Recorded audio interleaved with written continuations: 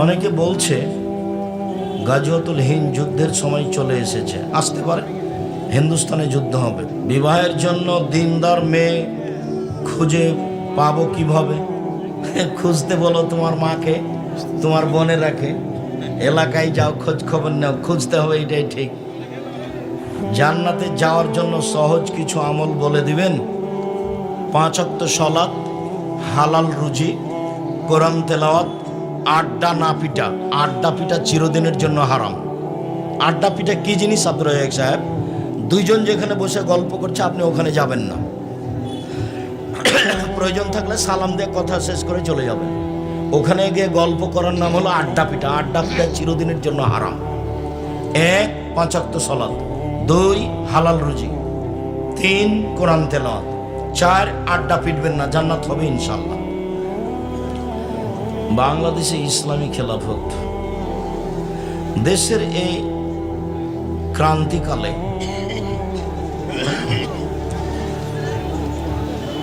সব আলেম ওলামা ঐক্যবদ্ধ হয়ে, তাহলে যারা বৈঠক করছে তারা মাঝে মধ্যে বৈঠক করছে, আব্দুল্লাহ নিয়মিত সে বৈঠকে উপস্থিত হয়। এশার নামাজের পর সুন্নাত না পড়ে ভিতর 1 রেকাত পড়া যাবে কি?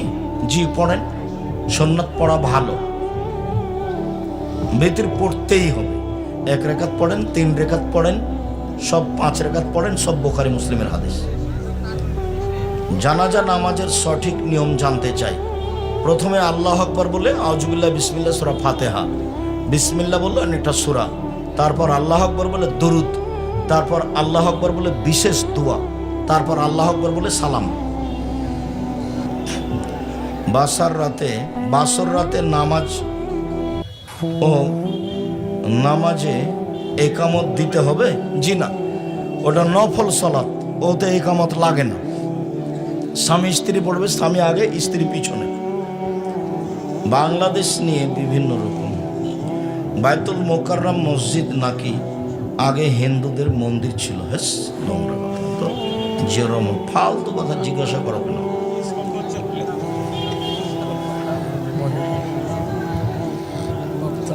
1500 বছর পরে হলো ফেরাউন ডুবে গেছে। 15 বছর পরে হলো আপনাদের নেত্রীকে 45 মিনিটে দেশ ছাড়তে হয়েছে। তাহলে ইসকন বলে কোনো কথা নাই। জুলুম করবে যারা, তাদের ধ্বংস অনিবার্য হবেই। জুলুম করে 5 মিনিট বেঁচে থাকার চেষ্টা করিও না। নরম হও, 2 দিন বাঁচতে এসে কবে চলে যাব, নরম হয়ে চলে যায়, ফল ভালো হবে।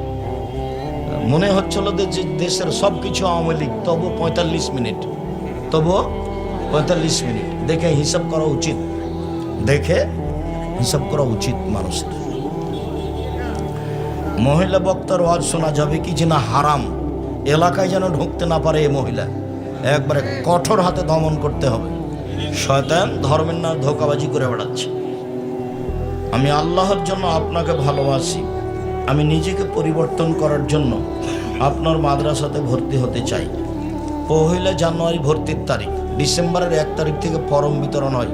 ফরম বিতরণ চলছে। জামিয়া সালাফিয়া দেশের সবচেয়ে বড় প্রতিষ্ঠান। 300 জন শিক্ষক শিক্ষিকা, 5000 ছেলে মেয়ে, 519 জন ইয়াতিম অসহায়। প্রতি মাসে বেতন লাগে 32 লক্ষ। রাজশাহীর প্রতিষ্ঠান 40 বিঘা জমির ওপরে, রূপগঞ্জ নারায়ণগঞ্জ ঢাকা প্রায় 100 বিঘা জমির ওপরে, দিনাজপুর প্রায় 20 বিঘা জমির ওপরে। দেশের আয়তনে সবচেয়ে বড় প্রতিষ্ঠান জামিয়া সালাফিয়া। শিক্ষক গুণে, শিক্ষক মানে সবচেয়ে ভালো মানের শিক্ষক জামিয়া সালাফিয়া। যারা আছেন দেশের বড় বড় শিক্ষক, ইন্ডিয়ান বড় বড় শিক্ষক এবং মদিনা বিশ্ববিদ্যালয় থেকে নিয়মিত শিক্ষকতা করতে আসেন টিচার। জানুয়ারি থেকে থাকবেন একজন লম্বা টাইম ধরে, আর কয়েকদিন আগে 4 জন চলে গেলেন।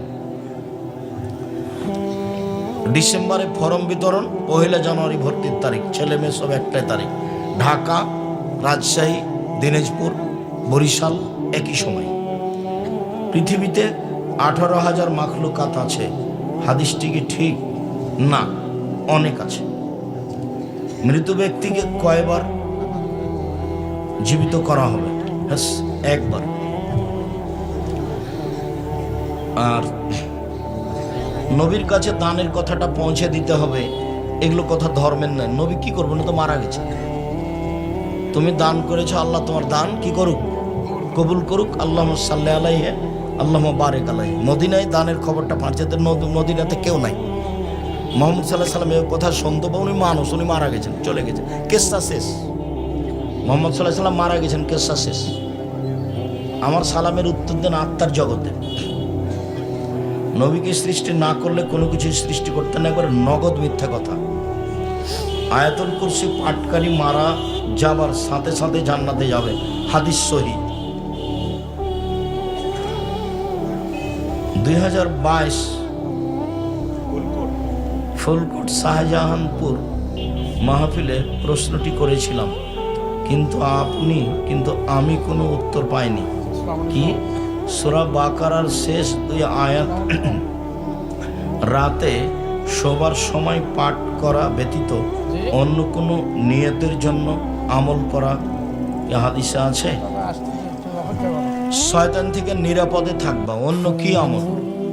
অন্য কোনো আমল এভাবে চলবে না। 2 রাকাত সালাত আদায় করে আল্লাহকে বলতে হবে, হাত তুলে যে আমি এটা চাচ্ছি, এটাই হলো পদ্ধতি। কোনো পীরের কথা চলবে না, কোনো দোয়াও খাস নাই যে আমল করলে হবে, কোনো আমল করলে কিছুই হবে না, ফালতু কথা। কি আমল? রাতে উঠে সুন্দর করে ওযু করে 2 রাকাত সালাত আদায় করে বলতে হবে, ওকে যা প্রয়োজন বলো।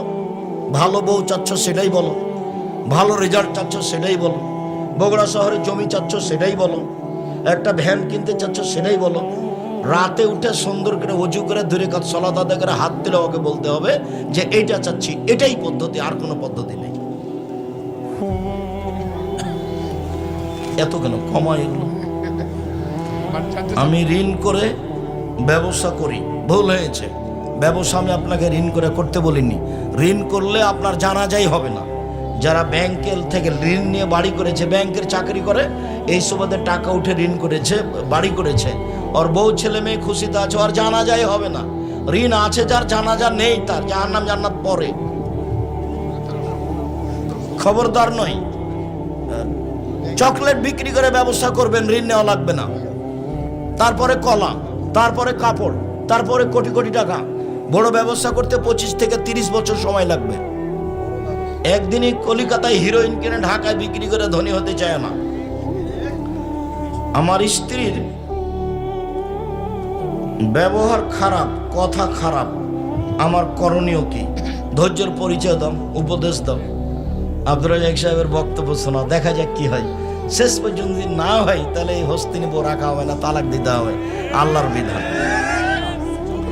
আমার স্ত্রী নামাজ পড়ে না, ইন্না লিল্লাহি ওয়া ইন্না ইলাইহি। খুব চেষ্টা করে, চাপ দেন স্ত্রীকে নামাজ পড়তেই হবে, নইলে ফলাফল ওঠে তালাকে যেতে হবে।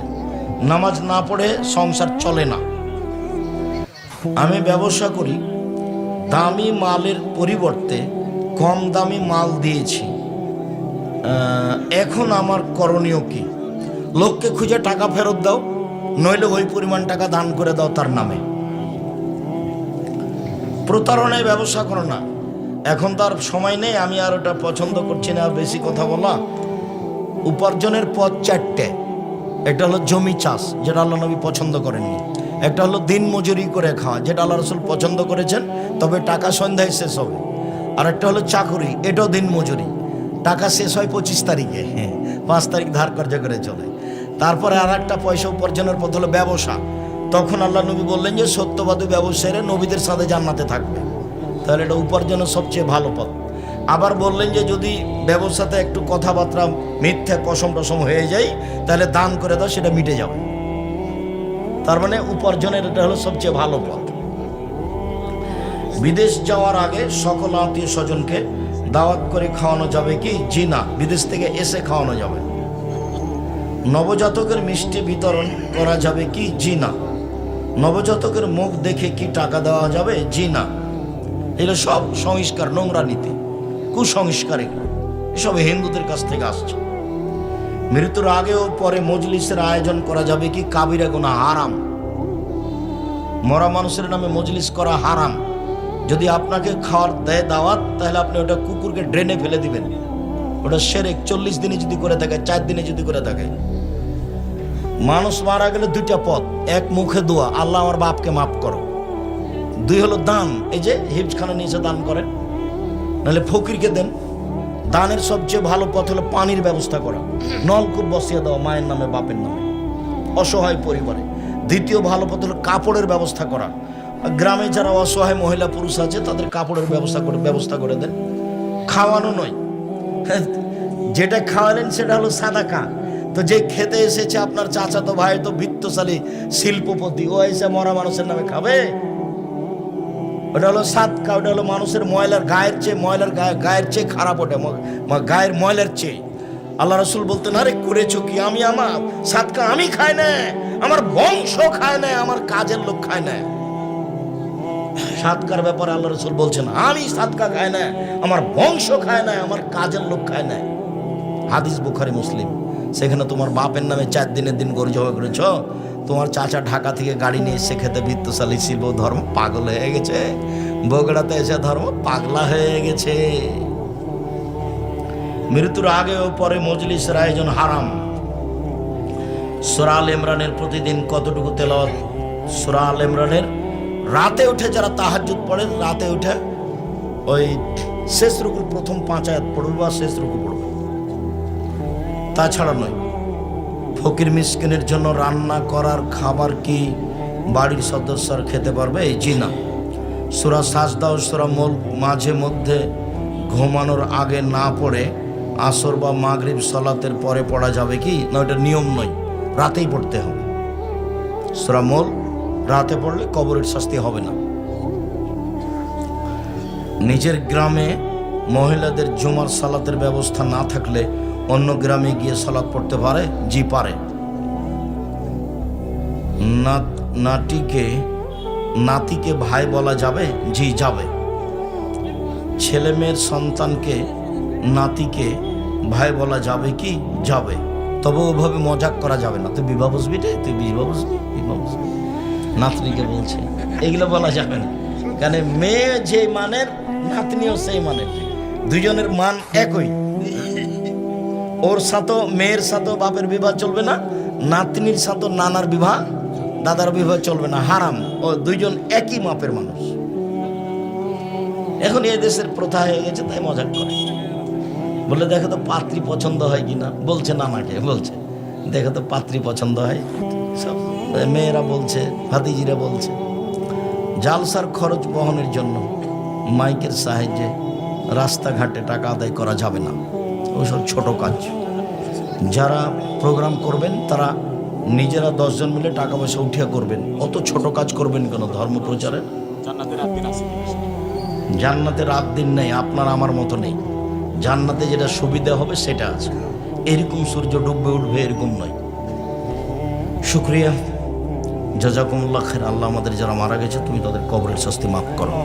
আমরা যারা অসুস্থ তুমি তাদের আরোগ্য দান করো। আমরা যারা বেঁচে আছি তুমি তাদেরকে তোমার রাসূলের পদ্ধতি অনুযায়ী চলার তৌফিক দান করো। দেশে তুমি নিরাপত্তা দাও।